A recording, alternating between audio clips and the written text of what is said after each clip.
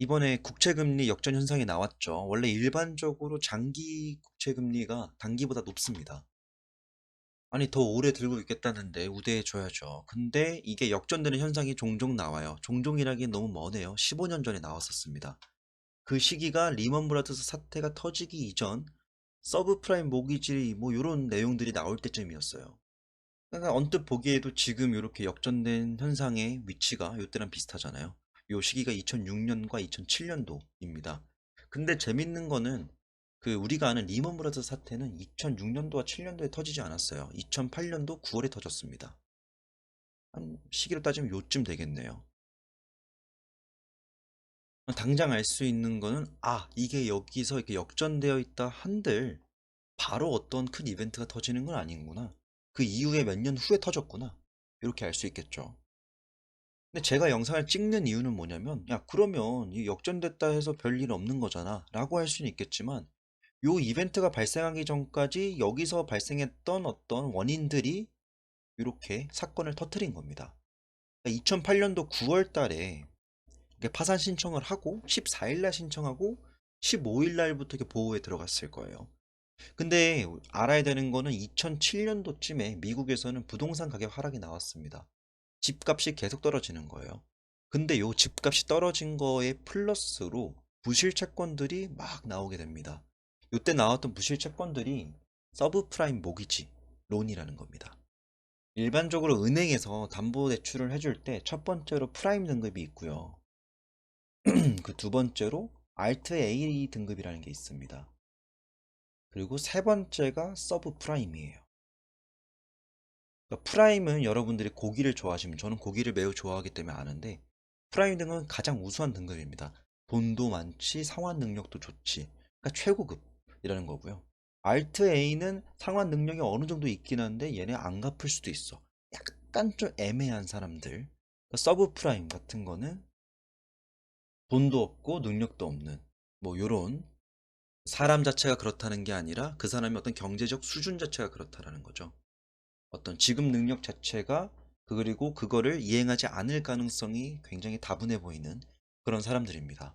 근데 문제는 뭐냐면 요 서브프라임 요 담보대출이요. 2000년대 중반부터 엄청 많이 풀립니다. 그러니까 이 우수한 등급의 사람들은 몇 명 없어요. 그러니까 예를 들어서 뭐 변호사, 의사, 뭐 정말 돈 잘 버는 직업군들 있죠. 요 등급에 있는데 얘네는 소수잖아요. 그리고 은행에서 얘네 돈을 빌려주고 싶은데 얘네는 굳이 돈을 빌리지 않아도 되는 수준의 사람들이잖아요.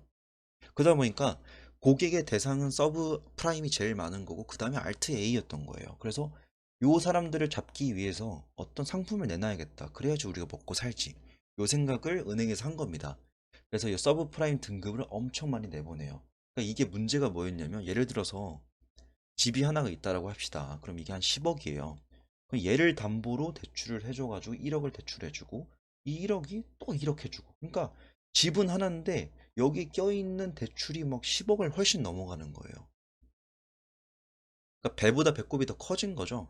근데 그만큼 은행은 그거에 따라서 더 많은 이자 수익을 누리긴 했어요. 근데 요 사태가 문제가 뭐냐면 금리가 올라가기 시작합니다. 기준금리 올라가고 시중은행에서 받을 수 있는 대출 금리도 올라가요. 점점 이자 부담이 커져가는 거죠. 근데 이걸 아셔야 되는 게 아까 말했던 프라임 등급이 있고 뭐 알트 모시기 등급이 있고 서브 등급이 있잖아요.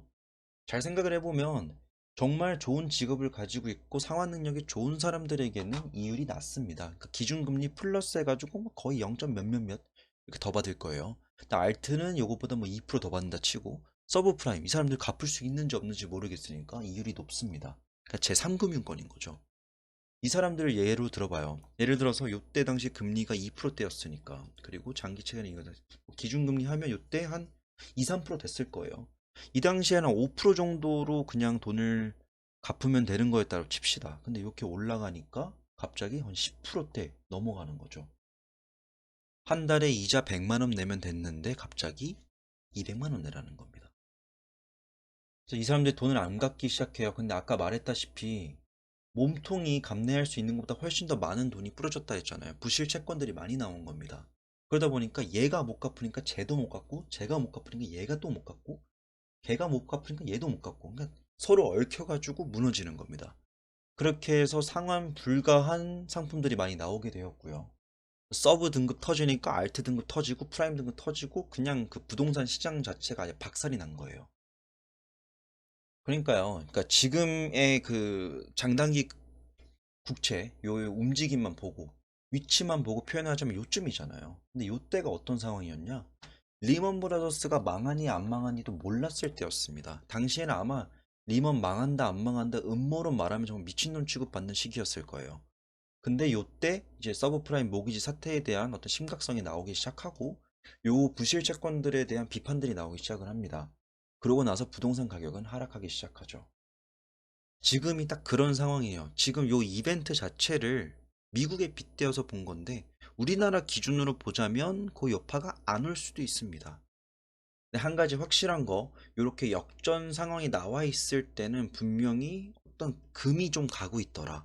이벤트가 팡 터진 게 아니라 그 이벤트가 터지기 전까지 어떤 전조 현상들을 마련해 나가는 그러한 모습들이 목격이 되더라가 핵심입니다.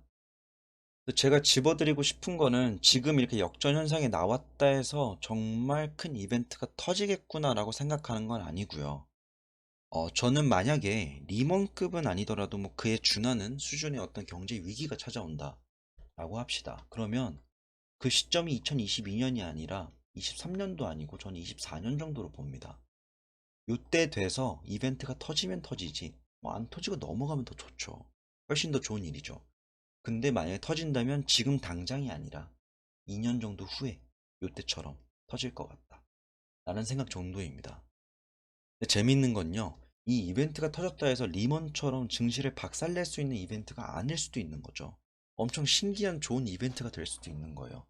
여튼 전 세계적으로 타격을 줄 수 있는 어떤 이벤트는 당장은 아닐 것 같다. 일단 위험 시그널은 지금 계속 거시적인 이벤트에서든 아니면 거시적 시그널로 나오고 있어요. 이미 그 초입부에 와 있는 겁니다. 완전 초입부예요. 제가 블로그 글에 써놨듯이 이건 초입부에 해당된다. 얘네 말고도 지금 볼 수 있는 지표들은 수도 없이 깔려 있습니다.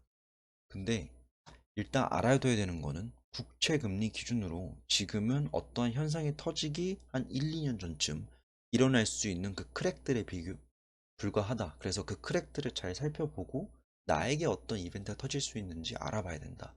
라는 게 저의 핵심 포인트입니다. 그래서 향후 지금 당장은 지금 단기 금리가 장기 금리를 넘어선 상황인데 이게 제자리를 돌아가는 어떤 정상화 과정이 필요합니다.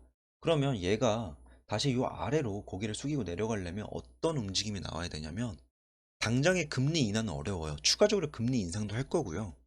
금리 인상을 하고 바로 인하를 할 수는 없고 제가 볼 땐 동결을 좀 하다가 인하를 할 것 같거든요. 근데 저의 기본적인 어떤 예상은 금리는 결국에 한 5.5포인트 정도까지는 오를 것 같다. 근데 이게 단기 금리 기준입니다. 그러니까 기준금리 자체가 장기랑 단기 둘 다 봐야 되긴 하는데 단기 기준으로 2년물 기준으로 저는 5.5포인트까지 가능하다. 그럼 이게 여기서 자리 잡는다면 나중에 뭐 장기 금리는 훨씬 더 높게 형성될 수는 있겠죠. 그리고 요쯤 찍었을 때 여기서 동결 신호가 나온다면 그때서야 빨간 선이 추월하고 올라가는, 그리고 그 위에서 좀 자리를 잡고 이렇게 옆으로 기어줄 수 있는 모습이 나올 것 같다. 그때가 경제가 정상화로 돌아가는 그런 과정이지 않을까라는 생각을 전 하고 있습니다. 오늘 영상을 요약을 해보자면요, 이 장단기 금리가 이렇게 역전되는 현상은 보기 힘든 겁니다. 15년에 한 번 정도 오는 이벤트고 그전에도 거의 한 7년, 짧아야 7년이었어요. 그 텀으로 왔었습니다. 뭐 IT 버블 때도 한번 왔었고 뭐 우리나라로 따지면 IMF 시절 이때도 왔었는데 가장 최근 이벤트는 리먼 때죠. 리먼 때 이후로 지금 15년 만에 이렇게 장단기 금리가 역전되는 현상이 나왔습니다. 그래서 이 이벤트를 바라보는 뷰는 어떻게 잡아야 될까? 그러니까 거시적인 이벤트잖아요. 결국에 큰 그림을 좀 읽는 거라고 하면 지금의 상황은 어떤 이벤트가 바로 터진다고 주는 시그널은 아니고요. 어느 정도 어떤 크랙들을 만들어갈 수 있는 그런 뭐라 해야 되죠? 깨지는 부분들을 만들어낼 수 있는 현 상황은 맞습니다. 이럴 때일수록 좀 더 조심스럽게 봐야 되는 것 같고요. 제가 지난 영상에서 환율 얘기를 하면서 지금 신용 쓰면 안 된다라고 표현을 하는 이유는 뭐냐면 이러한 상황 때문입니다. 그러니까 부실 채권들이 만약에 과거처럼 똑같이 벌어진다면 무너졌을 때 그 높은 이자 상환 부담을 가지고 종목들을 들고 있는 거는 효율적이지 못하다. 저는 개인적으로 저에게 지금 2년이 남아있다고 생각을 합니다. 만약에 이 이벤트가 터지든 안 터지든 2년 후에 만약에 실제로 리먼처럼 어떤 이벤트가 터져가지고 증시가 바닥을 찍었을 때 그때 올인을 때려 넣을 수 있는 자금이 있느냐 없느냐의 차이에 따라서 저희 앞으로의 5년과 10년이 달라질 것 같아요. 행여나 그런 이벤트가 터지지 않아서 나에게 꿀 같은 바닥을 주지 않더라도 그런 준비하는 과정에서 성장할 수 있다라고 저는 믿고요. 그래서 2년 동안 저는 최대한 돈을 끌어모을 생각입니다.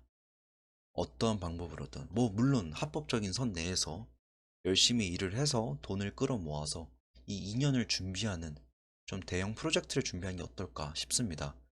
그 과정에 저는 누군가가 함께 했으면 좋겠고요. 실제로 지금 같이 멤버십 하시는 분들은 함께 하고 있죠. 일단 오늘의 영상 여기까지입니다. 장이 많이 어려우시겠지만 지금 보시는 분만 힘든 게 아니고 저도 힘들어요. 다 힘듭니다. 어느덧 지하철을 타던 버스를 타던 카페를 가건 술집을 가건 주식 이야기, 뭐 주식 관련된 걸 보는 사람보다 오히려 만화를 보고 다큐를 보는 사람이 더 많아졌습니다. 생각보다 이렇게 순탄하지 않은 시장이 앞으로도 유지될 수 있겠지만 같이 좀 힘내보자고요. 오늘의 영상 여기까지입니다.